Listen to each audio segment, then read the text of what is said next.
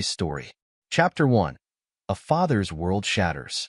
Frank Draper drummed his fingers against the sleek kitchen island, his other hand wrapped around a steaming cup of black coffee. The aroma of freshly baked cookies filled the air, Amy's latest culinary experiment. His daughter's homework lay before him, the cursive handwriting flowing across the page with careful precision that made him smile. These evening homework sessions had become their ritual, a sacred time he carved out despite the crushing demands of running his tech startup. "Dad, can you check if I got all the dates right?" Amy called from the living room, where she was helping her twin sister Anna with a science project. "It's for the family timeline part." "On it, sweetheart." Frank took another sip of coffee, his eyes scanning the essay titled Our Family Story. The first few paragraphs were standard fare: birthdays, anniversaries, family vacations. His chest swelled with pride at Amy's detailed recollection of their trip to Disney World last summer. Then he reached the middle section. The coffee cup stopped halfway to his mouth. He read the passage again, certain he'd misunderstood. "Mom says Dad isn't our real father. She told me and Anna that he was paid to marry her and raise us. There was a deal with $1 million. That's why we visit Uncle Warren every month. He has our eyes. Mom says we can't tell Dad because it would hurt him, but I don't understand why we have to keep lying." Frank's grip tightened on the paper, creating small creases along the edges. The words seemed to pulse on the page, each one a dagger to his chest. His mind raced through 1,000 moments: Victoria's insistence on handling all medical records, the mysterious monthly visits to Uncle Warren, the sudden windfall 13 years ago that she'd attributed to her grandmother's inheritance. "Dad? Is everything okay?" Amy's voice pulled him back to reality. She stood in the doorway, concern etched on her face, a face he now studied with painful intensity, searching for traces of Warren McElroy. Frank forced his features into neutrality, years of corporate negotiations serving him well. "Everything's fine, sweetheart. Just caught up in some work thoughts. Why don't you and Anna wrap up for tonight? It's getting late. But you haven't finished checking my essay. I'll look at it tomorrow morning, promise. Go on, get ready for bed." The girls retreated upstairs, their footsteps echoing through the house. Frank waited until he heard their bedroom door close before pulling out his phone. His thumb hovered over Victoria's number, but another name caught his eye: Jeffrey Vogel, their family lawyer. As if on cue, the phone buzzed in his hand. Jeffrey's name flashed across the screen. "Frank." Jeffrey's voice was tight with urgency. "We need to talk immediately. It's about Victoria and Warren McElroy. Funny you should mention them." Frank's voice was deadly calm. "I was just about to call you. This isn't something we should discuss over the phone. Can you meet me at my office? Now?" Frank glanced at his watch. 8:45 p.m. Victoria wouldn't be back from her support group meeting for another hour. "I'll be there in 20 minutes. He called their regular babysitter, Jessica, who lived next door. Once she arrived, Frank grabbed his coat and car keys. At the front door, he paused. "Girls," he called up the stairs. "Jessica's here to watch you until Mom gets home. I have an emergency meeting." "Okay, Dad," they called back in unison. "Love you both." "Love you too." Frank's hands clenched around the steering wheel as he drove through the quiet suburban streets. The same streets where he taught the twins to ride their bikes, where they'd gone trick-or-treating every Halloween, where he'd built a life on what now seemed to be foundations of sand. Jeffrey's office was in a converted Victorian mansion on the outskirts of downtown Boston. The lawyer was waiting at the entrance, his usual polished appearance showing signs of strain. "Inside," Jeffrey said, ushering Frank through the ornate doors. "My private office." They settled into leather chairs, a heavy mahogany desk between them. Jeffrey pulled out a thick file. "How much do you know?" the lawyer asked. "I know I've been living a lie." Frank's voice was ice. "I know Victoria and McElroy have been running some kind of scheme. What I don't know is why my own lawyer, who's handled every contract and legal document for my family for the past 15 years, is only telling me about it now." Jeffrey had the grace to look ashamed. "I only confirmed the full scope of it today. I've had suspicions for years, but Victoria was careful, very careful. Until now. Tell me everything. First, I need you to understand something. What I'm about to share isn't just about your family. It's about a conspiracy that could destroy dozens of lives and one of the largest biotech companies in the world. I don't care about other lives or biotech companies. Frank's words cut like steel. I care about my daughters. Jeffrey nodded and opened the file. It started 13 years ago. Warren McElroy was running secret experiments at Genesis Futures, illegal human fertility trials. He was using his own genetic material without consent, creating children through various surrogates and donors. But that wasn't enough for him. He wanted his offspring raised in specific environments, by specific types of people. And Victoria? She was his head of psychological screening. Her job was to find suitable candidates, successful men who could provide stable homes for McElroy's biological children, men who were vulnerable enough to be manipulated, but strong enough to be good fathers. Frank's jaw tightened. The $1 million. Payment for services rendered. Jeffrey's voice was bitter. You weren't the only one, Frank. There are others. Other families. Other fathers who don't know they're raising McElroy's children. How many? I've identified 5 so far, all following the same pattern. Successful professionals who faced financial difficulties around the time of their marriages. Each received exactly $1 million through various concealed channels.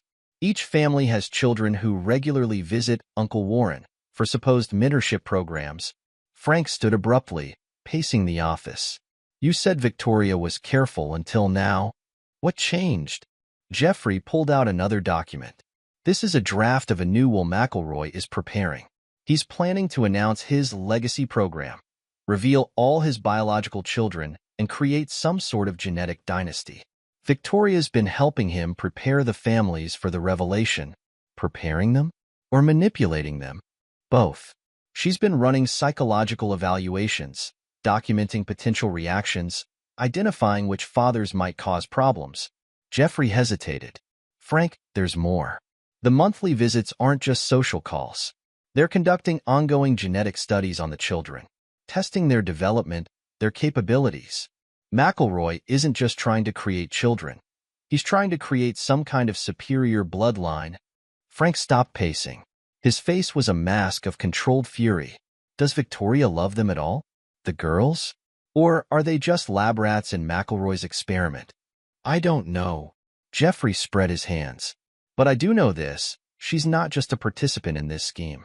She's one of its architects. The psychological manipulation, the careful selection of fathers, the ongoing monitoring of the families, that's all Victoria's design. Frank returned to his chair, his movements deliberate. Tell me about the other families. Frank, tell me. Jeffrey pulled out more files. The Hendersons in Cambridge. James is a software engineer.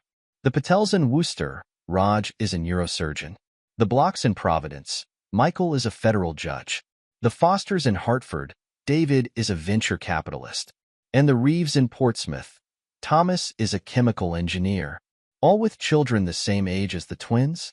All born within 18 months of each other. All through supposedly routine IVF procedures at different clinics. All clinics secretly owned by shell companies connected to Genesis Futures. Frank absorbed this information, his mind already formulating plans. What tipped you off? Why come forward now? Jeffrey's face darkened. 2 weeks ago, I was approached by a former Genesis employee. She had evidence of what happened to people who threatened to expose the program. 3 former employees who discovered the truth. All dead in apparent accidents or suicides. And you think Victoria was involved? I think Victoria knows everything that happens in this program. Whether she's directly involved in the deaths, I don't know. But she's certainly aware of them. Frank stood again, this time moving to the window. The city lights twinkled below, oblivious to the darkness he'd discovered in his own home. I want document you have. Piece of evidence. Connection you've uncovered.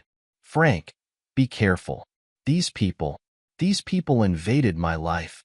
Frank's voice was quiet, but vibrating with rage. They manipulated me, used me, lied to my face for 13 years. They treated my love for my daughters like a commodity to be bought and sold. And now they're planning to rip apart our family for some twisted genetic experiment. He turned from the window, his eyes hard. I'm not going to be careful, Jeffrey. I'm going to be thorough. I'm going to take everything they've built and tear it down brick by brick. And I'm going to make damn sure they never get near my daughters again. What are you going to do?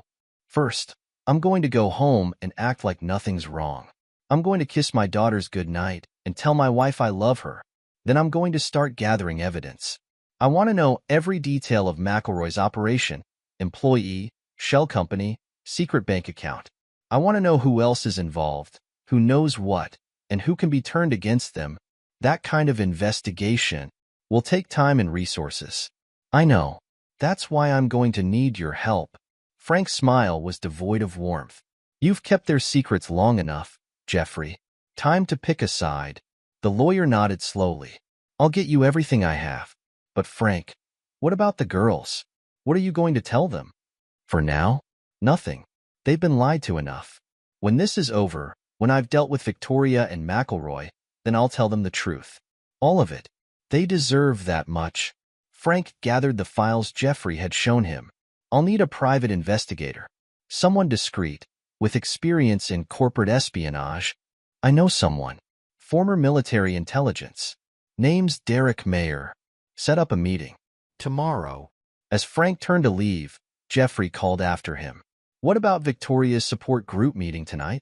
Frank paused at the door. Oh, I think it's time I found out what kind of support my wife's really getting. Send me Meyer's number. I'll have a job for him right away. The drive home was a blur of strategy and calculation. Frank's tech background had taught him the value of data, of finding patterns in chaos. Now those skills would serve a different purpose. Victoria was already home when he arrived, sitting at the kitchen island where he'd read Amy's essay just hours before. Emergency meeting? She asked, her tone concerned. Everything okay at the company? Frank hung up his coat, remembering moments she'd played the caring wife. Lies she'd told with that same concerned expression. Just a potential security issue. He kissed her cheek, noting how she subtly tensed at the word security. Nothing we can't handle. The girl said you didn't finish checking Amy's homework. Got distracted by some emails. I'll look at it in the morning. He stretched, feigning tiredness. Think I'll turn in early. Big day tomorrow. Of course, dear. Victoria smiled, the same smile she'd given him for 13 years. I'll be up soon. Frank climbed the stairs, stopping to look in on the twins. They were asleep, Amy's homework notebook still open on her desk.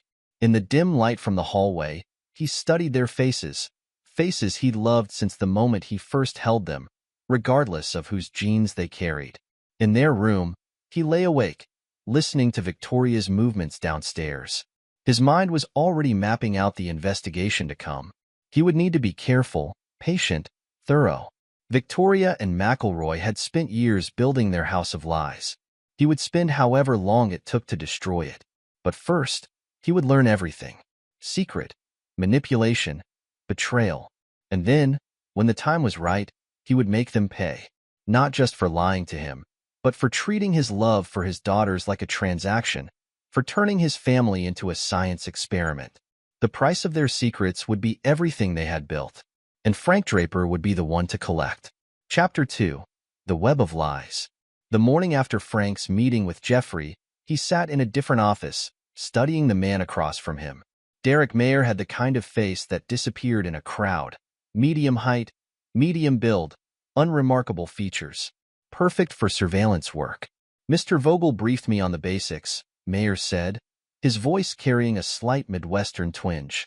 But I'd like to hear it from you. What exactly are we looking for? Frank placed a manila envelope on the desk between them. My wife attends what she calls a support group every Wednesday night. I need to know everything about these meetings, who attends, what they discuss, where they go afterward. I need photographs, recordings if possible, and detailed backgrounds on every participant. And the budget for this operation? Whatever it takes. Frank's expression was granite. Money isn't an issue. Mayer nodded, making notes in a small leather-bound notebook. Any particular areas of interest? Look for connections to Warren McElroy and Genesis Futures. Pay special attention to any discussions about children, especially those around 12 or 13 years old. And I want to know every time my wife makes contact with any of the other participants outside these meetings. Surveillance of this scale will require a team. How many people? 3, minimum. 1 for video documentation, 1 for audio surveillance, 1 for mobile tracking. Do it. But I want to approve every team member personally. Frank leaned forward. These people were watching. They're careful. Professional. They've kept this secret for over a decade. Meyer's eyes sharpened with interest. Military background? Unknown. But they've eliminated threats before. 3 suspicious deaths among former employees who knew too much. Understood. Meyer's notebook disappeared into his jacket. When do we start? Tonight. Victoria has a dinner meeting with what she claims is a patient's family. I want to know who she's really meeting. I'll have a team in place within 4 hours. Frank stood, extending his hand. One more thing, Mr. Mayor. This operation requires absolute discretion. If my wife or her associates discover they're being watched. Mr. Draper, Meyer's grip was firm. In 15 years of private investigation, I've never blown a surveillance operation. Your wife won't know we exist until you want her to. After Mayer left, Frank spent an hour on his laptop, his fingers flying over the keyboard as he created a secure digital infrastructure for the investigation. Encrypted email accounts, anonymous messaging systems, secure cloud storage for the surveillance data. His tech background was becoming a weapon. His phone buzzed. A text from Victoria. Lunch today? I can meet you at your office. Frank stared at the message, remembering how many times they'd shared lunch in his office, how many times she'd listened to him talk about his company's challenges and triumphs, how many times she'd been evaluating him, reporting back to McElroy. Can't today, he typed back. Board meeting preparations. Rain check? Of course, dear. Don't work too hard. Love you. Each word felt like acid on his screen. The rest of the day passed in a blur of meetings and conference calls, Frank maintaining his normal routine while his mind worked on multiple tracks. In between discussing quarterly projections and development timelines, he was processing everything Jeffrey had told him, planning his next moves. At 3 o'clock, his secretary announced an unexpected visitor, Jeffrey Vogel. Sorry to drop in, the lawyer said once they were alone in Frank's office. But I found something you need to see. He placed a USB drive on Frank's desk. Victoria's been keeping records. Detailed ones. Not just psychological profiles of the fathers, but ongoing assessments. Things she noticed during family dinners, conversations she recorded, behavioral patterns she identified. Frank plugged the drive into his laptop, his jaw tightening as he scrolled through the files. Page after page of clinical observations about his behavior, his interactions with the twins, his emotional responses, all categorized and analyzed like he was a lab specimen. There's more, Jeffrey said quietly. She has profiles on potential replacements. Frank's head snapped up. Replacements? In case any of the current fathers become problematic. She's identified suitable candidates who could step in, take over raising the children if necessary. The implications hit Frank like a physical blow. They weren't just planning to reveal the truth. They were prepared to remove him from his daughter's lives entirely if he didn't react the way they wanted. How did you get this? Victoria asked me to review some contracts last week. These files were in the same folder. I don't think she realized they were there. Frank copied the files to his secure cloud storage, then removed the drive. I need you to do something else for me, Jeffrey. I need everything you can find on Genesis Future's financial structure. Shell companies, offshore accounts, property holdings, everything. That could take weeks. Then I suggest you start now. After Jeffrey left, Frank spent hours analyzing Victoria's files. Her clinical tone made his skin crawl. Subject shows strong paternal instincts despite lack of biological connection, and children have formed significant emotional attachment to surrogate father figure. At 6 o'clock, his phone buzzed, a message from Mayor. Target entering Bella Luna restaurant, Back Bay. Meeting with male subject, approximately 60 years old. Matches photos of Warren McElroy. Frank's fingers tightened around the phone. So much for dinner with a patient's family. Full surveillance package, he texted back. Audio if possible. Already on it. We'll have transcript within 24 hours. Frank drove home, his mind racing with plans. The twins were doing homework at the kitchen table when he arrived. "Dad." Amy jumped up to hug him. "Can you help me with my science project? It's about genetics." The irony almost made him laugh. "Sure, sweetheart. Let me change first." He helped Amy chart Punnett squares and probability ratios, explaining dominant and recessive traits while his heart ached at the deception built into every lesson. Anna joined them, fascinated by the colored diagrams they were creating. Victoria came home at 9, bringing the scent of expensive perfume and restaurant wine with her. "Productive dinner?" Frank asked casually. "Very." She kissed his cheek. "The family is struggling with their son's anxiety issues. I think we made real progress tonight." The lies fell from her lips so easily, wrapped in professional concern and practiced sincerity. Frank wondered how he'd never noticed before. Chapter 3. The First Moves. The next week established a pattern. During the day, Frank ran his company, attended meetings, and maintained his normal routine. At night, he pored over surveillance reports from Meyer's team, building a comprehensive picture of Victoria's activities. The support group was exactly what Jeffrey had suggested: regular gatherings of McElroy's surrogates and their children. Meyer's team identified all 5 families from Jeffrey's list, plus 3 more that hadn't been in the lawyer's files. Frank created a secure database, mapping connections and patterns. Victoria wasn't just a participant. She was the coordinator, the one who monitored the families and reported back to McElroy. The psychological manipulation went deeper than anyone had suspected. 10 days after discovering Amy's essay, Frank sat in a secure room in Meyer's office, listening to recordings from Victoria's latest meeting with McElroy. Frank's relationship with the girls is strong. Victoria's voice came through clearly. "He'll be resistant to any changes in the custody arrangement. That won't be an issue." McElroy's voice was cultured, confident. "The legal framework is already in place. Once we reveal the program, biological parentage will take precedence. Your psychological assessments will support our position that transitioning the children to their true father's influence is in their best interest." "He'll fight it. Let him try." Every judge in Massachusetts who handles family law has benefited from Genesis Future's charitable donations. The system is prepared for this, Victoria.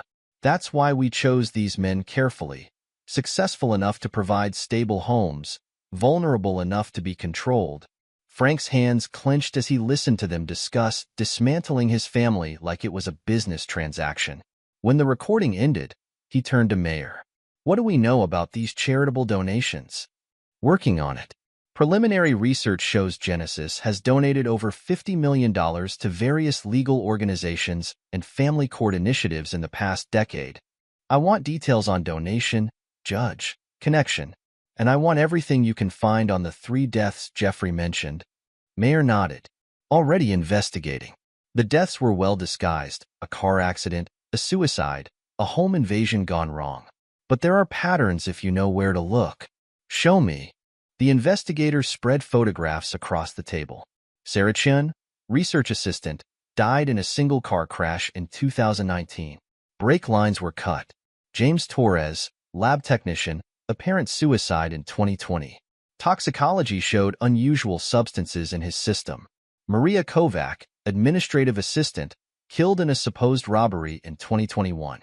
Nothing was taken from her home. All Genesis employees? All worked in different departments, different locations. The only connection was access to information about the fertility program. Frank studied the photos, memorizing the faces of those who died, trying to expose the truth. Any evidence linking Victoria directly? Not yet, but she was in contact with all 3 victims in the days before their deaths. Phone records show calls from unlisted numbers matching her usual patterns. Frank added the information to his growing database. Piece by piece, he was assembling a complete picture of McElroy's operation and Victoria's role in it. His phone vibrated, a text from Victoria. "Running late tonight. Don't wait up." Another meeting with McElroy, probably. Another session planning how to destroy the life he'd built. "Mr. Draper," Meyer's voice was cautious, "there's something else you should know. Your wife, she's not just reporting to McElroy. She's documenting everything, writing some kind of book or paper about the program." "Show me." Mayer pulled up files on his laptop, fragments of a manuscript Victoria was writing. The working title made Frank's blood boil: Engineering Family Dynamics, a long-term study in genetic and social integration. His family's entire life had been a research project. Moment, emotion, bond he'd formed with his daughters, all analyzed and documented for Victoria's academic ambitions. "Keep digging," Frank ordered, standing to leave. "I want everything. File, recording, piece of evidence that shows what they've done." "What's the endgame here?" Mayer asked. "What are you planning to do with all this information?" Frank paused at the door, his voice cold with determination. "They're planning to destroy my family, Mr. Mayer. I'm going to make sure that when the dust settles, they're the ones who lose everything." He drove home through the quiet streets, his mind working through strategies and contingencies. Victoria and McElroy had spent years building their web of lies. He would need to be patient, thorough, and absolutely ruthless in dismantling it. The house was dark when he arrived, except for a light in the twins' room. He found them reading in bed, a habit they'd had since learning to read. "Dad." Anna looked up from her book. "Mom said you're working really hard lately. Are you okay?" Frank sat on the edge of her bed, smiling at both his daughters. "I'm fine, sweetheart. Just some complicated projects at work. Nothing for you to worry about. Promise?" Amy asked, her expression serious. "Promise." He kissed them both good night, then added softly, "You know I love you both more than anything, right?" They nodded, smiling sleepily. "Love you too, Dad." In the hallway, Frank paused, listening to their quiet conversation about their books. Everything he was doing, piece of evidence he was gathering, plan he was making, it was all for them.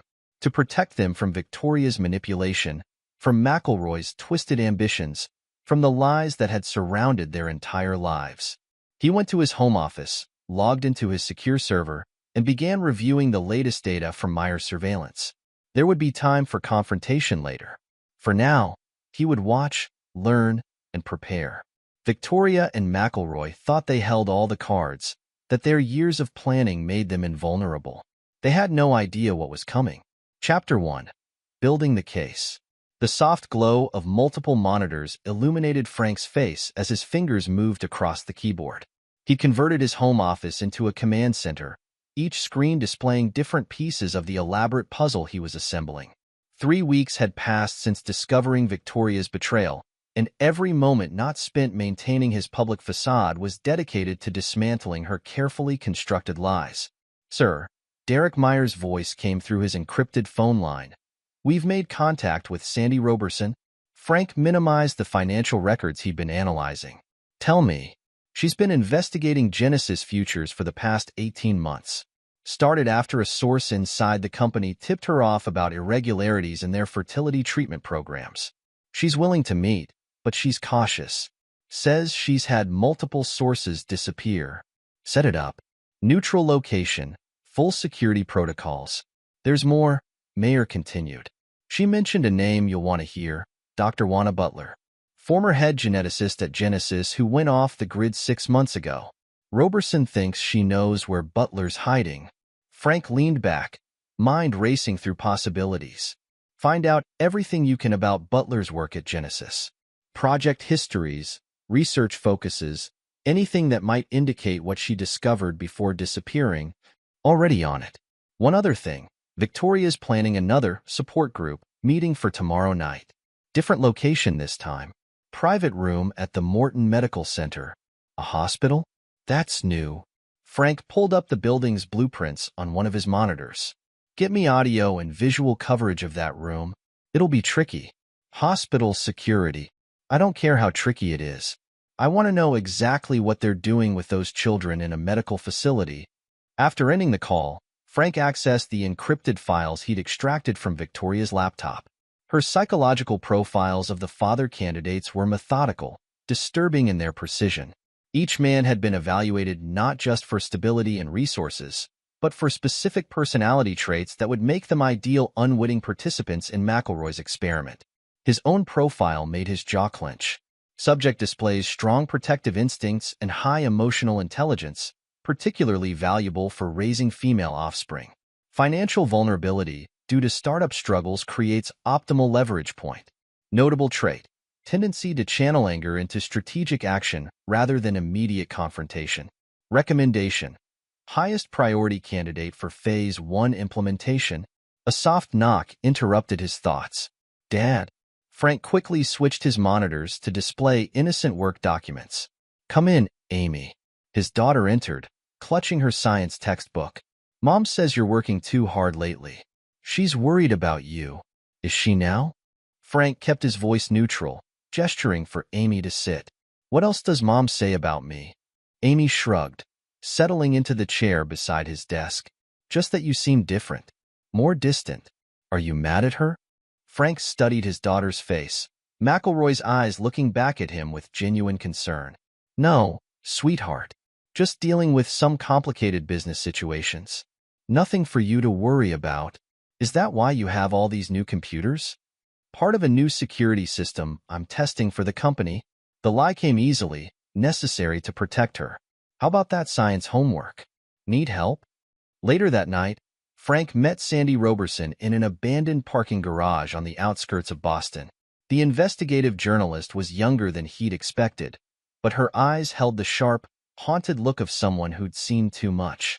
Mr. Draper. She emerged from the shadows, tablet in hand. I've spent 18 months trying to prove what Genesis Futures is really doing. How did you figure it out in less than a month? They made it personal. Frank's voice carried an edge that made her step back slightly. Show me what you have. Sandy pulled up documents on her tablet. Genesis Futures isn't just dabbling in fertility treatments. They're conducting massive-scale genetic engineering, creating children with carefully selected traits. McElroy's biological material is just the beginning. They're manipulating genes, trying to enhance intelligence, physical capabilities, even emotional responses. And Dr. Butler? She was their top geneticist until she discovered something that scared her enough to run. Sandy swiped through more files. I tracked her to a small town in Vermont. She's living under an assumed name, but she's willing to talk to you specifically. Said something about owing it to the children. Frank's expression hardened. What exactly was Butler's role in all this? She designed the genetic modifications, but according to my sources, she drew the line at behavioral conditioning. That's where your wife came in. Elaborate. Victoria Pitts isn't just studying these families. She's engineering their emotional dynamics, using psychological techniques to strengthen or weaken specific bonds, manipulating attachment patterns. It's all part of McElroy's larger plan, which is... Sandy's voice dropped lower. He believes he can create a superior human lineage. These children aren't just experiments. They're the first generation of what he sees as an evolutionarily advanced human subspecies. The fathers, the families, the psychological manipulation. It's all designed to provide the optimal environmental conditions for his genetic improvements to express themselves. Frank absorbed this information, each word feeding the cold rage building inside him. And the children's regular visits to McElroy? Medical tests, cognitive assessments, genetic monitoring. They're tracking how their modifications develop over time. Sandy hesitated. Mr. Draper, there's something else you should know.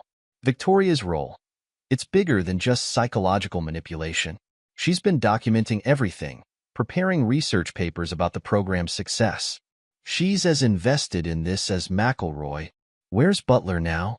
Small farm outside Burlington. Very isolated. She's paranoid about security, with good reason.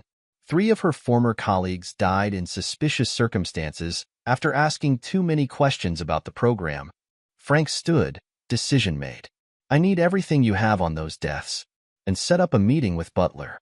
Tell her I'm coming with proof of what they're doing to these families. Be careful, Sandy warned. Genesis has powerful connections. And Victoria. People who've crossed her tend to have accidents. Let me worry about Victoria. Frank's smile held no warmth. Focus on building the paper trail. I want a legal experiment, manipulated family, covered up death documented and verified. What's your endgame here? Going public could traumatize those children all over again. My endgame is making sure Victoria and McElroy never get near another family. Whatever it takes.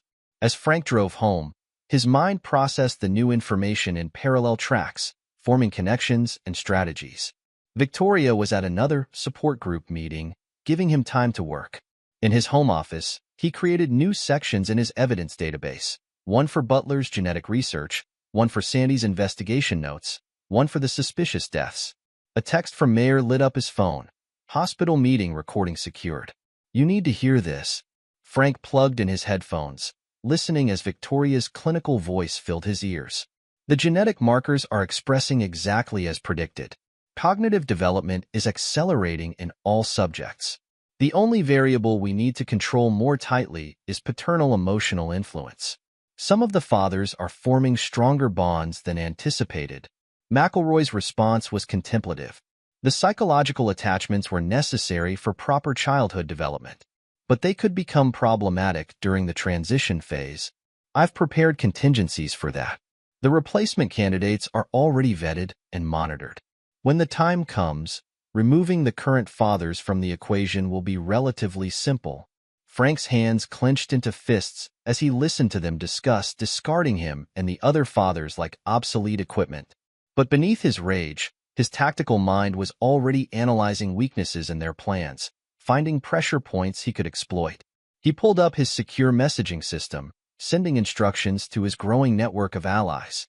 To Mayer, full surveillance on replacement candidates. I want backgrounds, vulnerabilities, anything we can use. To Sandy, need complete documentation of Genesis Future's illegal experiments. Priority on anything linking them to the suspicious deaths.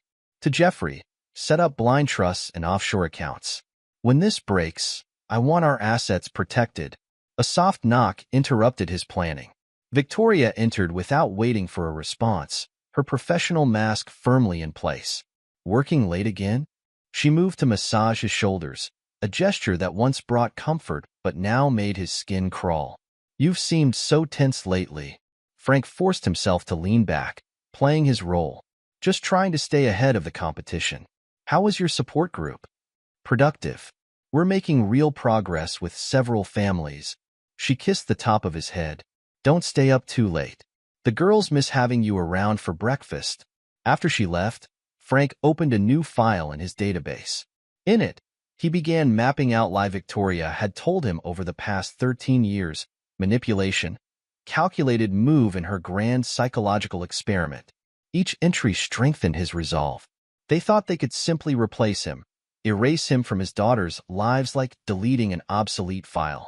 They were about to learn how dangerous it was to underestimate a man with nothing left to lose and everything to protect. Chapter 2. The Confrontation. The drive to Burlington took just under 4 hours. Frank had told Victoria he was visiting potential investors, another lie in their growing collection.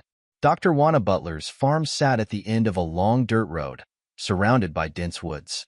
Security cameras tracked his approach to the main house. Inside, Butler called through an intercom. Quickly, the former geneticist was tall and angular, with sharp features and quick, nervous movements. Her living room had been converted into a research center, walls covered with genetic diagrams and statistical models. I wondered when one of the fathers would figure it out, she said, studying Frank with clinical interest. Though I didn't expect it to be you.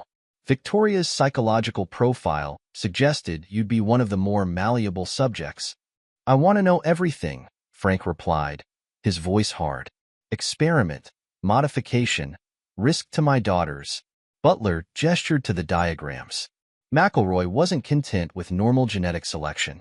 He wanted to enhance specific traits, intelligence, physical capabilities, emotional regulation. I designed the modifications myself. Technically brilliant work. Her expression darkened.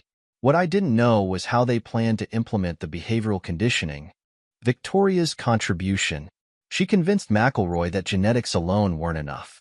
The children needed specific environmental conditions, carefully controlled psychological development. Butler pulled up files on her computer. They're not just studying the children's genetic expression. They're actively manipulating their emotional and cognitive development through controlled trauma and attachment disruption. Frank's hands clenched. Explain. The plan was always to reveal the truth eventually, but in a carefully staged way.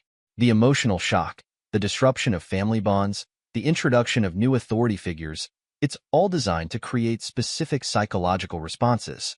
Victoria's been documenting everything, preparing research papers about the successful modification of human attachment patterns, the replacement candidates, part of the next phase.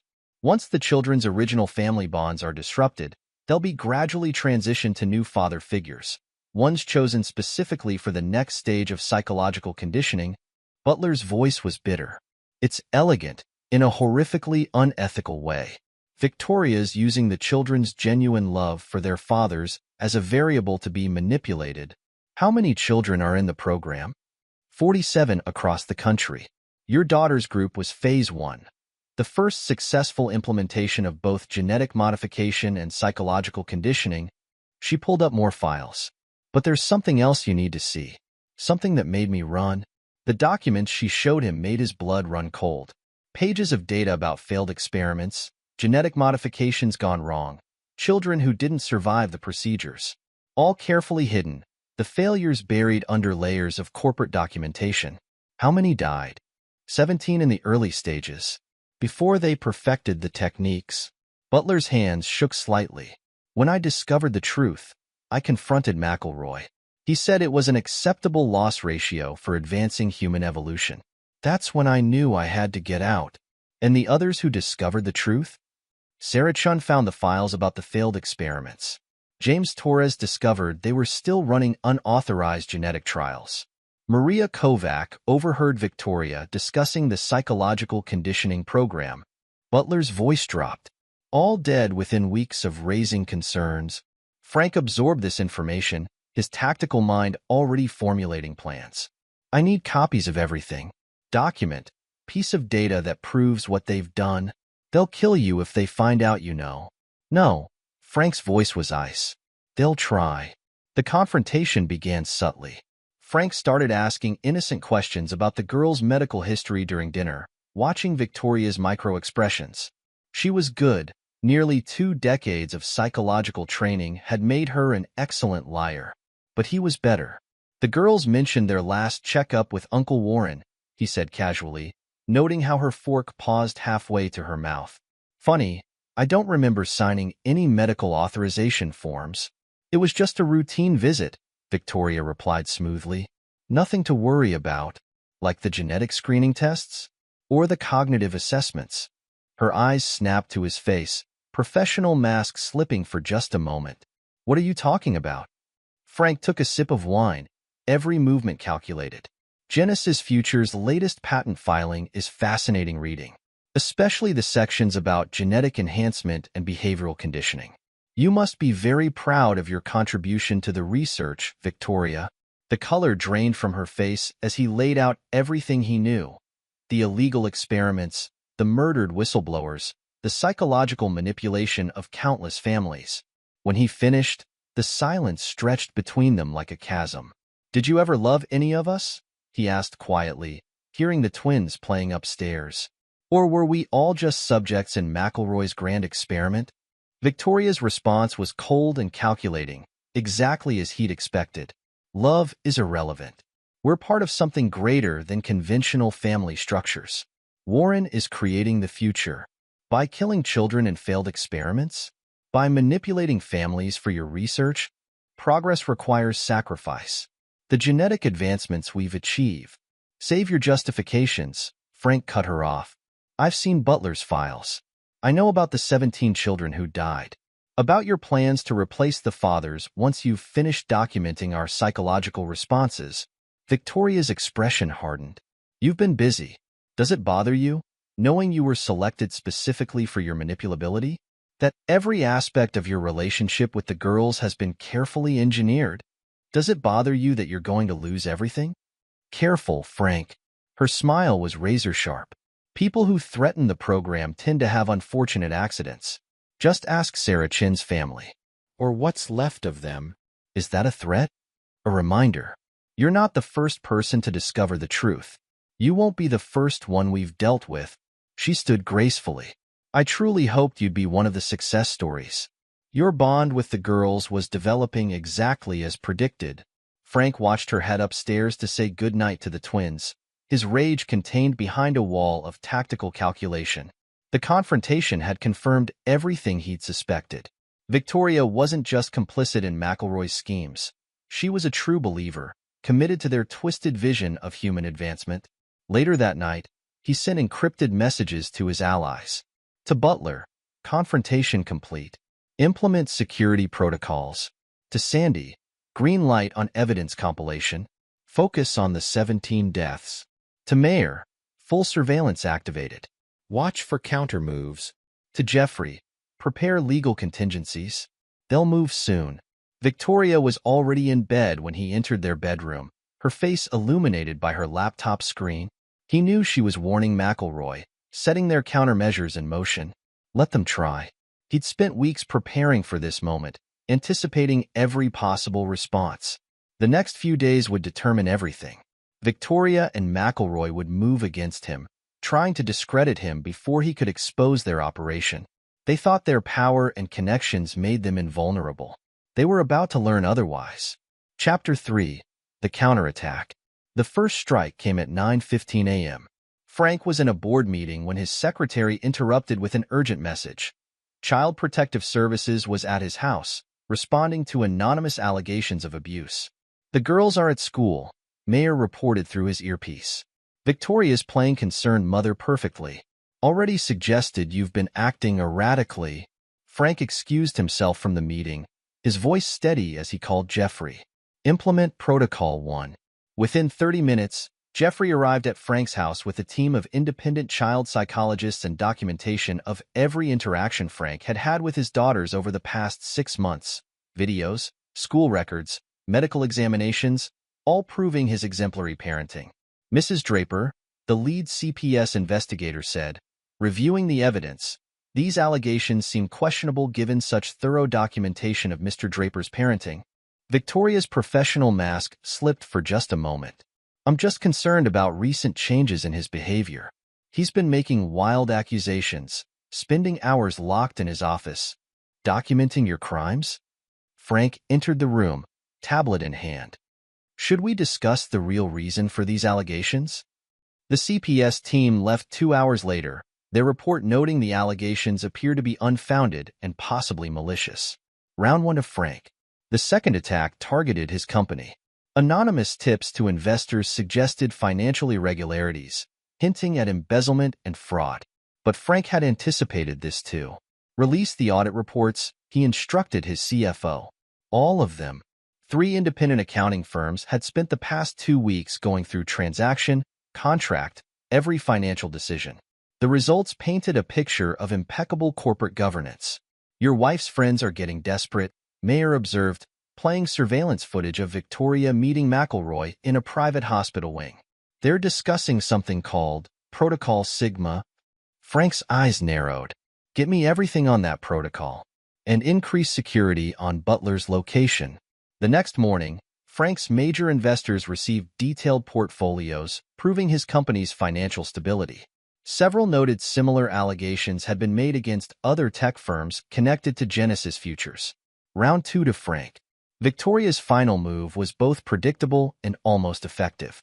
She filed for emergency custody, claiming Frank's conspiracy theories about genetic experiments were signs of mental breakdown. Your husband has become delusional, Victoria told the emergency court hearing, her voice trembling with practiced concern. He's making wild accusations about medical experiments and murdered scientists. I fear for our daughter's safety. Frank sat calmly as she testified, watching the judge's reactions. When his turn came, he spoke quietly but firmly. Your Honor, I've prepared evidence proving every allegation I've made. But first, I'd like to call a witness. He nodded to Jeffrey, who opened the courtroom door. Dr. Juana Butler entered, her presence causing Victoria to physically recoil. Hello, Victoria. It's been a while. For the next hour, Butler laid out the truth about Genesis Futures, the illegal experiments, the genetic modifications, the psychological manipulation of families. She provided documentation of Victoria's role, including recordings of her discussing Protocol Sigma, the systematic replacement of uncooperative fathers. We have evidence linking Ms. Pitts to 3 deaths, Jeffrey added, presenting files to the judge. Former Genesis employees who discovered aspects of this program. Victoria's emergency custody petition was denied. The judge, looking disturbed by the evidence presented, ordered a full investigation into Genesis futures and granted Frank temporary sole custody pending criminal investigations. This isn't over, Victoria hissed as they left the courthouse. You have no idea what you're dealing with. Actually, Frank replied calmly, I know exactly what I'm dealing with. A woman so obsessed with studying human attachment that she forgot how to feel it herself. Tell McElroy his genetic dynasty is about to collapse. That night, Frank sat in his home office, monitoring the fallout. Victoria had moved to a hotel, ordered to maintain distance from the girls until the investigation was complete. Meyer's team reported she'd spent 3 hours in McElroy's private office at Genesis Futures. They're destroying documents, Mayer reported. Lots of them. Let them try. Frank smiled coldly. Butler and I copied everything weeks ago. Sandy's team is already preparing the expose. His phone buzzed. A message from Jeffrey. FBI wants to meet. They're particularly interested in the deaths of Chun, Torres, and Kovac. Frank leaned back, considering the next moves in this chess game. Victoria and McElroy would be desperate now, their carefully constructed world crumbling around them. They try something dramatic, probably illegal. Let them. Every action they took would only add evidence to the case being built against them. A soft knock at his office door pulled him from his thoughts. Amy and Anna stood there, looking uncertain. Dad. Amy's voice was small. Is Mom really never coming back? Frank got up and hugged them both. Your mom needs help, sweethearts. She's made some bad choices that hurt a lot of people. Right now, the most important thing is keeping you both safe. Safe from what? Anna asked. From people who forget that love and family are more important than their ambitions. He held them tighter, these precious girls who'd been part of an experiment but had become his whole world. I promise you both. Everything I'm doing is to protect you. Later, after the girls were asleep, Frank reviewed the security footage from Genesis Futures. Victoria and McElroy were in full panic mode, realizing their schemes were exposed. But they still had one card left to play, the legal system they'd spent years corrupting. Sir, Meyer's voice came through his secure line. We've intercepted communications about an emergency board meeting at Genesis. Tomorrow morning, record everything, Frank ordered, and get Sandy ready. The moment they make their move, we release everything. The experiments, the murders, the psychological manipulation, all of it. He opened his evidence database, reviewing the ammunition he'd gathered. Victoria had thought him predictable, manipulatable. Instead, he'd used everything she'd documented about his personality against her. While she watched for emotional outbursts, he'd gathered evidence. While she expected confrontation, he'd built alliances. Tomorrow would bring new attacks, new attempts to discredit him or seize control of the girls. Let them come. Frank Draper had spent weeks preparing for this battle, and he intended to win it completely. Victoria and McElroy had tried to play God with people's lives, treating families like laboratory specimens. Now they would learn the price of their ambitions. The storm was gathering strength, but Frank was ready for whatever lightning might strike. Chapter 1. The Reckoning. FBI agent Nathaniel Tanner stood before the wall of evidence in the Boston field office's secure conference room. Surveillance photos, financial records, and medical documents covered every surface. At the center was a diagram showing the connections between Warren McElroy, Genesis Futures, and 8 carefully selected families. Walk me through it again, Tanner said, turning to Frank Draper. Frank pointed to the central node of the diagram. McElroy used his position at Genesis to conduct illegal genetic experiments, creating children using his own DNA without consent. Victoria selected the fathers based on psychological profiles, choosing men who could provide stable homes while remaining manipulatable. And the murders? 3 whistleblowers who discovered different aspects of the program. Sarah Chin found evidence of the genetic manipulation. James Torres uncovered ongoing unauthorized trials. Maria Kovac learned about the psychological conditioning program. Frank pulled up files on his tablet. Victoria arranged their deaths to look like accidents. Tanner studied the evidence. In 20 years with the Bureau, he'd never seen a case this meticulously documented. You've given us enough for search warrants. When we move, it'll have to be simultaneous raids. Genesis headquarters, research facilities, McElroy's private offices. I want to be there. Absolutely not. You're a witness, not an agent. I've spent months building this case. I know where they hide their records, how they encrypt their files, what to look for. Frank's voice carried an edge that made even the veteran agent take notice. You need me on site. Before Tanner could respond, his phone buzzed. They're moving research materials out of the main facility. Tonight. Frank was already heading for the door. Now or never, Agent Tanner. The raid began at midnight. FBI teams hit 12 locations simultaneously across 3 states. Frank rode with Tanner to Genesis Futures headquarters, his laptop ready to decrypt any files they found. Remember, Tanner briefed his team. Primary targets are medical records, research data, and anything related to genetic testing. Watch for attempts to destroy evidence. They breached the building's security with access codes provided by Dr. Butler. In the main research wing, they found staff frantically shredding documents and wiping hard drives. Stop the deletions, Frank ordered, moving to the central computer station. His fingers flew across the keyboard, bypassing security protocols he'd spent weeks studying. Initiating system-wide lockdown. Throughout the building, computers froze, printers stopped, and network access terminated. Frank had designed the kill switch himself, ensuring no digital evidence could be destroyed. Main database secured, he reported. But McElroy's private files will be in his office. Sub-level 3. Tanner led a team down to the executive level. They found McElroy's office empty, but Frank went straight to a painting on the wall. Behind it was a biometric safe. Stand back. Frank connected his tablet to the safe's control panel, running a bypass program he developed.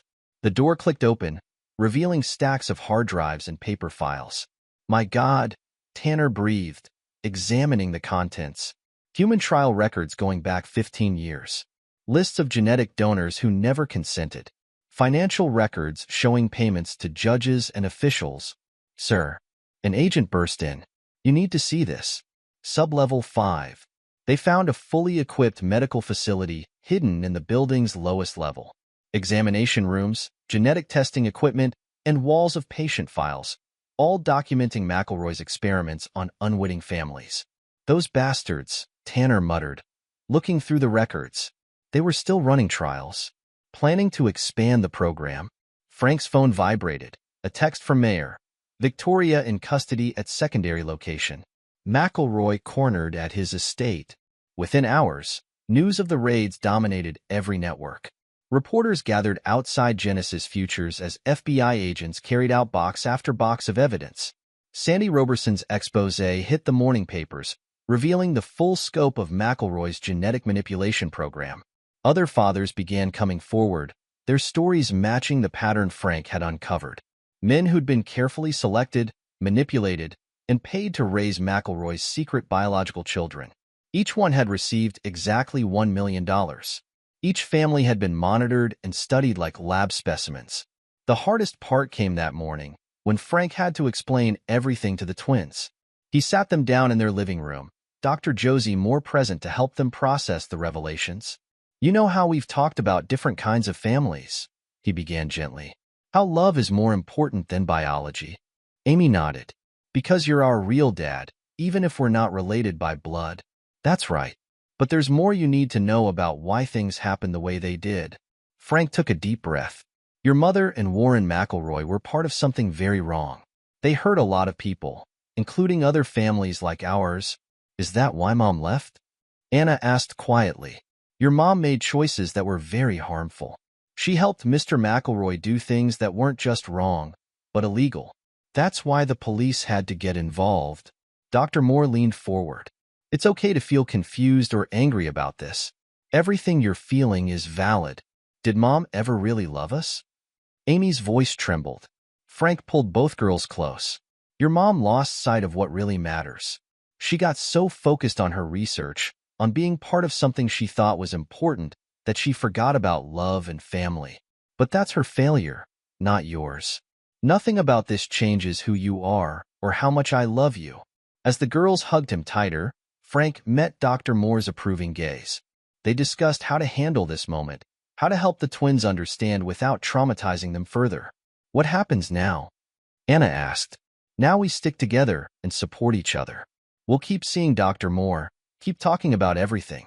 And I promise you both, I'm not going anywhere.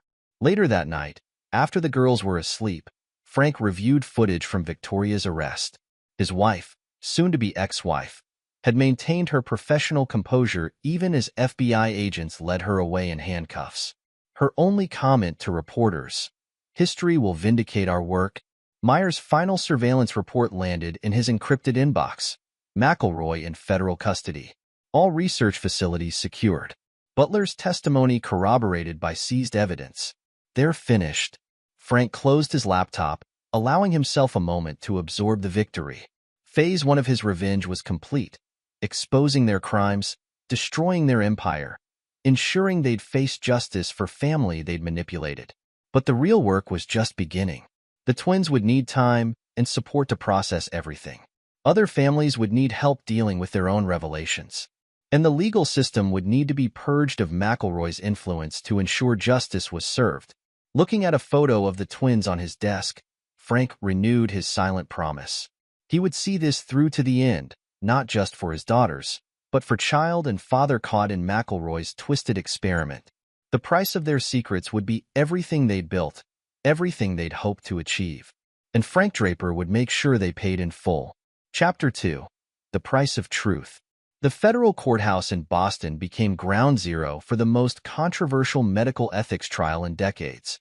Television crews camped outside as a parade of witnesses exposed Genesis Future's illegal activities. Frank sat in the front row, watching McElroy's legal team attempt to spin their defense. The biotech mogul sat at the defense table in an expensive suit, still projecting authority despite his circumstances. My client's work represents the cutting edge of genetic research, McElroy's lawyer argued. Yes, some of his methods were unorthodox, but his goals were purely scientific, advancing human genetics for the benefit of all mankind. Sandy Roberson, testifying about her investigation, demolished that narrative. This wasn't about scientific advancement. It was about one man's megalomaniacal attempt to create a genetic dynasty. The psychological manipulation of families wasn't science. It was cruel experimentation on unwitting human subjects. Dr. Butler's testimony proved even more damaging. She detailed the program's evolution, from initial genetic trials to the systematic selection and manipulation of father candidates. Warren McElroy wasn't content with normal genetic selection, she explained to the riveted courtroom. He wanted to enhance specific traits, intelligence, physical capabilities, emotional regulation. When early attempts failed, resulting in 17 deaths, he simply buried the evidence and continued experimenting. Victoria's trial ran concurrently in an adjacent courtroom. Her defense strategy crumbled when prosecutors presented her own meticulous records, psychological profiles, manipulation strategies, detailed notes on how to exploit each father's vulnerabilities. The defendant wasn't coerced, the prosecutor argued. She was an enthusiastic architect of this scheme, using her psychological expertise to help identify suitable fathers, then systematically manipulating those same men for years. She documented everything, planning to publish her research once the program was revealed. Frank's testimony came last. He took the stand in both trials, his voice steady as he described discovering the truth about his family. In McElroy's trial, he laid out the financial evidence, the pattern of million-dollar payments, the bribes to officials, the money trails leading from whistleblowers' deaths. This wasn't just fraud, he told the jury. This was a systematic attempt to create and control human beings. McElroy didn't just want children. He wanted to build a carefully engineered population he could shape and monitor. The fathers weren't chosen for their parenting abilities, but for their manipulability. In Victoria's trial, his testimony was more personal but no less devastating. She didn't just lie to me, he stated. She studied me, profiled me, selected me specifically because she believed I could be controlled. Every moment of our family life was documented and analyzed. Our daughter's emotional development was treated like a laboratory experiment. Victoria's mask finally cracked when Frank described finding Amy's essay. Did it bother you? He asked, looking directly at his wife. Writing in your research notes that the subject shows strong paternal bonding despite lack of biological connection? Was it just another data point when the girls said they loved me? The jury took less than 6 hours to reach their verdicts. McElroy was found guilty on multiple counts of murder, fraud, and illegal human experimentation. The judge's sentence was unequivocal, 6 consecutive life terms.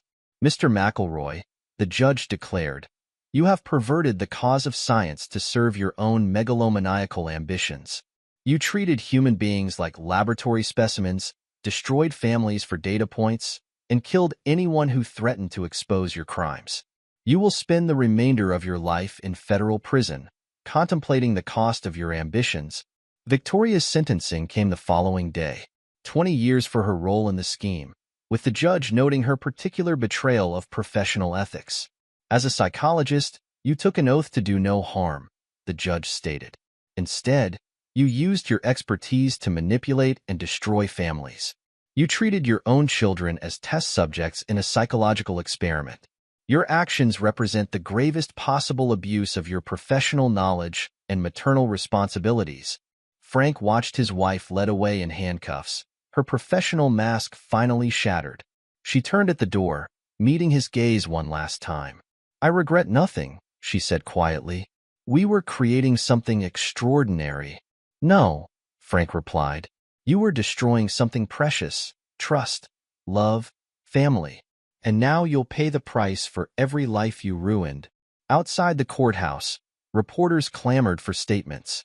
Frank stood with his legal team, his voice firm as he addressed the cameras. Today, justice was served not just for my family, but for every family manipulated by Genesis Futures.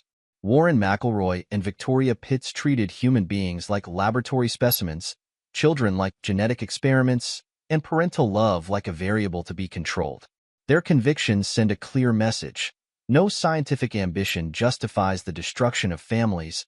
That evening, Frank sat with the twins in their living room, watching the news coverage together. They'd insisted on following the trials, supported by regular sessions with Dr. Moore. Is it really over? Amy asked. Frank hugged both his daughters close. The trials are over, but we still have work to do, helping other families, making sure nothing like this happens again. Most importantly, we have each other. Chapter 3. Rebuilding. 2 years after the trials, Frank sat in the auditorium of Lincoln Middle School, watching final rehearsals for the spring play. Amy and Anna had leading roles. Amy as Dorothy in The Wizard of Oz and Anna as the stage manager. Their talent and confidence made his chest swell with pride. Your daughters are remarkable, James Henderson said, taking the seat beside Frank. Like the other fathers from McElroy's program, Henderson had become part of their extended support network. Hard to believe how far we've all come. Frank nodded, remembering the first support group meeting he'd organized after the trials. 15 families, all grappling with the same betrayal, the same questions about identity and belonging. Now they met monthly, helping each other navigate the challenges of raising teenagers who carried the weight of McElroy's twisted legacy. Did you see the latest report from the foundation? Henderson asked. The Medical Ethics Oversight Foundation had been Frank's first project after the trials. Using his tech industry connections and a significant portion of his company's resources, he'd established an organization dedicated to preventing similar abuses in genetic research. Dr. Butler's team is making progress, Frank replied. 3 more cases of unauthorized genetic testing exposed last month. But more importantly, they're helping establish new protocols for ethical research oversight. The foundation had hired Juana Butler as their chief scientific advisor. Her expertise, combined with her first-hand knowledge of how research could be corrupted, made her invaluable in identifying potential abuses. Dad, Amy called from the stage. What did you think of the new ending? Perfect, sweetheart. Both of you were amazing. After rehearsal, they drove home, the twins chattering about costume designs and lighting cues. Frank listened, marveling at their resilience. The past 2 years hadn't been easy. Therapy sessions, difficult questions about identity, dealing with publicity from the trials. But they'd faced everything together, their bond growing stronger through each challenge. At home, Amy went to finish homework while Anna helped Frank prepare dinner. These ordinary moments had become precious, reminders of what really mattered. "Dad," Anna said, carefully chopping vegetables, "Lisa Henderson asked me about Mom today. About whether we ever visit her." Frank set down his knife, giving his daughter his full attention. "What did you tell her?" "That we don't. That some choices can't be undone." She paused. "Is that okay?" "That's perfectly okay. You and Amy get to decide how you feel about your mother. No one else." Victoria remained in federal prison, her appeals denied. She tried sending letters several times, but Frank had given the twins the choice about reading them. They decided not to, at least for now. Dr. Moore had supported their decision, emphasizing the importance of letting them process their feelings at their own pace. The doorbell rang, Sandy Roberson arriving for their monthly foundation meeting. She joined the board of directors, using her investigative skills to track potential violations of medical ethics. "Got something interesting," she said, setting up her laptop at the kitchen table. "Pattern of unusual genetic testing at 3 clinics in the Midwest. Similar to Genesis's early protocols." Frank studied the data she'd gathered.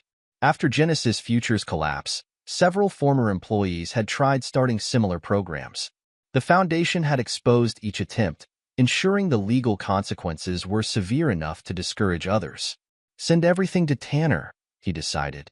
"Let the FBI investigate quietly before we go public.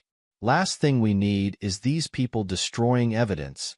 Agent Tanner had become a close ally, recognizing that the Foundation's resources and expertise complemented the FBI's authority. Together, they'd prevented several attempts to resurrect McElroy's work. Later that evening, Frank sat in his study, reviewing applications for the Foundation's victim support program. They'd expanded beyond genetic testing cases, helping families affected by various forms of medical fraud. Each case reminded him why they'd created the Foundation, to ensure no other family endured what they had.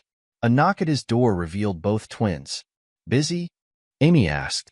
"Never too busy for you two."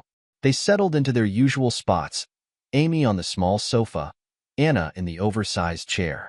These evening talks had become their ritual, a time for questions, concerns, or just sharing thoughts. "We've been thinking," Anna began, "about the Foundation's youth program.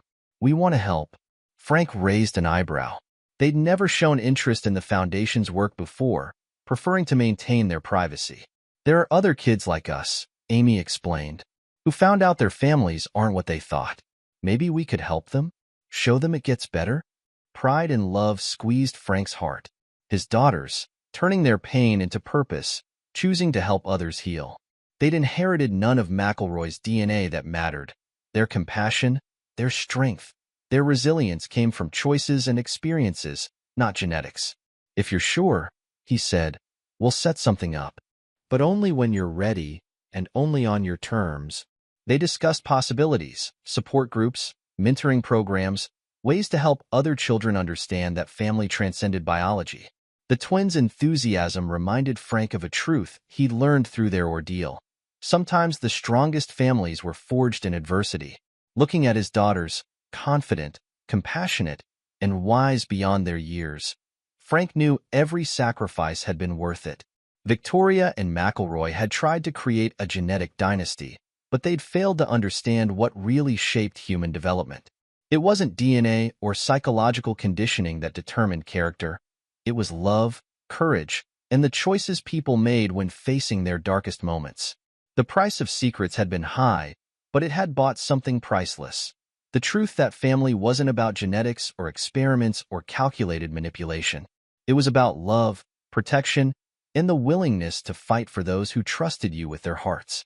Frank had paid that price willingly, and the reward was sitting right in front of him. 2 remarkable young women who proved every day that true parenthood had nothing to do with DNA and everything to do with love. Epilogue. 10 years later. The Massachusetts Correctional Institution for Women maintained strict visiting hours. Victoria Pitts, now 15 years into her 20-year sentence, sat in the sterile visitation room, her once immaculate appearance dulled by prison life. Her hands, once adorned with expensive rings, now bore the calluses of mandatory labor programs. Your appeal was denied again, her court-appointed lawyer informed her, shuffling through papers. The board found no compelling reason to reduce your sentence. Victoria's professional mask, worn thin by years of incarceration, cracked slightly. And the letters? Still returned unopened. Your daughters maintain their no-contact request. Across the state, in a maximum security federal prison, Warren McElroy's empire had been reduced to a 6x8 cell. The biotechnology mogul who once commanded a genetic dynasty now spent his days in solitary confinement, his multiple life sentences stretching before him like an endless void. His latest psychiatric evaluation noted increasing paranoia and obsession with his legacy. The guards had confiscated numerous journals filled with his ravings about genetic superiority and evolutionary destiny. His considerable fortune, seized by federal authorities, had been distributed among his victims through the Medical Ethics Oversight Foundation. Meanwhile, the foundation's headquarters in downtown Boston buzzed with activity. Frank Draper, now in his mid-50s, studied the latest reports from their global monitoring network. The organization he'd built from the ashes of Genesis Futures had become the world's leading watchdog for medical ethics violations. "The Singapore case is solid," Sandy Roberson said, dropping a thick file on his desk. Now the Foundation's director of investigations, she built a global network of informants tracking potential genetic research violations. Another attempt to replicate McElroy's work, but we caught it early. "Forward everything to Tanner's team," Frank replied. Agent Tanner, now deputy director of the FBI's Medical Crimes Division, had maintained their partnership over the years. Together, they'd prevented dozens of attempts to resurrect McElroy's methods. Dr. Juana Butler entered, her earlier paranoia replaced by purposeful confidence. As the Foundation's chief scientific officer, she'd helped develop sophisticated detection methods for illegal genetic experimentation. "The new screening protocols are working," she reported. 3 major fertility clinics flagged suspicious requests last month, all traced back to former Genesis employees. The door opened again, admitting Amy and Anna Draper, now 22 and freshly graduated from college. Amy's psychology degree and Anna's bioethics major reflected their commitment to preventing others from suffering their mother's betrayal. "The youth program's expanding," Amy announced. She transformed the Foundation's support services, creating specialized programs for children affected by medical fraud. 3 new chapters opening next month, and the legal team approved our new advocacy initiative, Anna added. She'd inherited Frank's strategic mind, applying it to strengthening medical ethics legislation. "We're pushing for stricter penalties for unauthorized genetic experimentation." Frank studied his daughters with pride. They transformed their trauma into purpose, using their unique perspective to help others. The twins had rejected any connection to their biological father, legally changing their last name to Draper on their 18th birthday. "How's James Henderson's group doing?" Frank asked, referring to their original support network. "Growing stronger," Amy replied. "The monthly meetings now include families from 6 states. His daughter Lisa's starting med school next fall. Says she wants to show how genetic research should be conducted ethically." The support network had evolved into a nationwide community. The families bound by McElroy's betrayal had forged genuine connections, proving that shared experience and mutual support could heal even the deepest wounds. A notification popped up on Frank's computer, the latest report from their prison monitoring system. Victoria had attempted to publish another academic paper, analyzing the psychological impact of non-traditional family structures. The Prison Review Board had rejected it, noting her continuing failure to acknowledge the harm she'd caused. "Still no remorse," Anna observed, reading over his shoulder. "Did you hear she tried contacting Mom's old colleagues? Wanted to collaborate on a research paper about attachment disruption in engineered family units." Frank's expression hardened.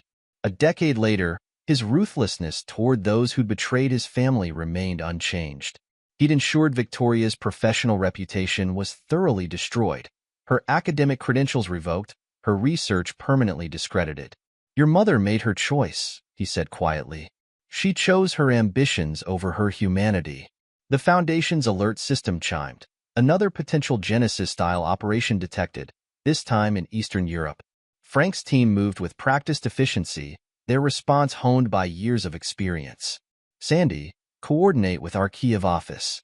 Butler, analyze their research protocols. Girls, see if any of their staff connects to Genesis's old network. As his daughters left to begin their tasks, Frank reflected on the decades since the trials. Victoria and McElroy had sought to create a superior human lineage through genetic manipulation and psychological conditioning. Instead, they'd sparked a movement dedicated to protecting families from scientific overreach. The Price of Secrets Foundation, as it was unofficially known, had grown beyond its origins. They now operated in 32 countries, their work encompassing everything from investigating illegal experiments to supporting victims of medical fraud. Their legal advocacy had helped pass stringent regulations governing genetic research and human experimentation. Later that evening, Frank hosted their monthly family dinner. The gathering included James Henderson and his daughter Lisa, Dr. Butler and her research team, Sandy Roberson, and several other families from their support network. These dinners had become a tradition, a reminder of the genuine bonds that had emerged from artificial beginnings. "Did you see the latest letter?" Henderson asked quietly as they prepared coffee. Another former Genesis employee had attempted to contact McElroy, seeking guidance for a new genetic engineering project. "They never learn. They learn," Frank corrected. "When we teach them the consequences." His phone buzzed, a message from Tanner about Victoria's latest psychiatric evaluation. She remained convinced of her research's validity, viewing her imprisonment as temporary setback rather than punishment. McElroy's influence, it seemed, had permanently warped her understanding of ethics and human dignity. In the living room, Amy and Anna chatted with Lisa Henderson about their latest foundation projects. The second generation of families affected by Genesis had chosen different paths to address their legacy. Some, like Frank's daughters, worked directly to prevent similar abuses. Others, like Lisa, sought to reform genetic research from within. Frank watched them with satisfaction. Victoria and McElroy had tried to engineer the perfect human specimens through genetics and manipulation. Instead, they'd created something they never intended, a community of individuals dedicated to protecting others from scientific exploitation. The Foundation's latest initiative sat on his desk, a comprehensive global monitoring system for genetic research facilities. The project would link medical ethics boards worldwide, making it nearly impossible to conduct unauthorized experiments without detection. "Dad," Amy called from the living room, "tell everyone about the Singapore case." As Frank joined the group, he noted how far they'd all come. Victoria remained imprisoned, her academic ambitions reduced to rejected papers and denied appeals. McElroy's grand vision of a genetic dynasty had produced instead a powerful force opposing everything he'd tried to achieve. The price of their secrets had been high, but it had purchased something invaluable, a legacy of protection, advocacy, and genuine human connection. Frank's revenge hadn't just been about punishment. It had created a lasting mechanism to prevent others from suffering similar betrayals. "You know," Anna said later, as the guests were leaving, "Mom's eligible for parole review next year." Frank's expression remained impassive. "The Foundation will submit a detailed impact statement to the parole board. They should understand the full scope of her crimes." The twins nodded, sharing their father's unforgiving stance. Victoria had sacrificed her family for academic ambition, choosing research over human dignity. Her punishment wasn't just the prison sentence. It was knowing her own daughters had rejected everything she believed in. That night, Frank added the Singapore case files to their database of prevented experiments. The system had grown to include thousands of cases, each representing families protected from experiencing what they had endured. Victoria and McElroy had sought to advance human evolution through manipulation and control. Instead, they'd triggered an evolution in how society protected itself from scientific overreach. Their secrets, exposed and documented, had become cautionary tales in medical ethics courses worldwide. The price of secrets, Frank reflected, wasn't just paid by those who kept them. Sometimes the higher price was paid by those who exposed them, in vigilance, in responsibility, in the endless work of preventing history from repeating. But as he looked at the family photos on his desk, genuine moments of joy and connection that no genetic engineering could create, he knew every price had been worth paying. Victoria and McElroy had tried to engineer the perfect family.